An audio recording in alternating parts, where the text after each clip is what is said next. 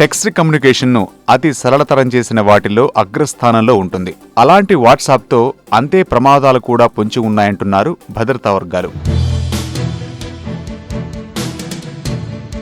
Digitalisation నేపథ్యంగా mobile banking మీద ఆధారపడటం విపరీతంగా పెరిగింది. దీన్ని అవకాశంగా తీసుకుని 2 ప్రమాదకర వైరస్ షెల్స్ షేర్ అవుతున్నాయని, వాటి ద్వారా యూజర్స్ వ్యక్తిగత బ్యాంకింగ్ లావాదేవీల సమాచారం మొత్తం హ్యాక్ అయ్యే అవకాశం ఉందని భద్రతా వర్గాలు హెచ్చరిస్తున్నాయి.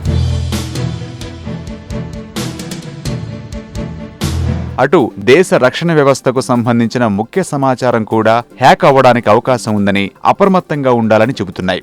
ఎన్డీఏ, ఎన్ఐఏ పేర్లతో షేర్ అయ్యే ఈ ఫైల్స్తో యూజర్స్ సులభంగా మోసపోయే అవకాశం ఉందని, జాగ్రత్తగా ఉండాలని భద్రతా దళాలు హెచ్చరిస్తున్నాయి.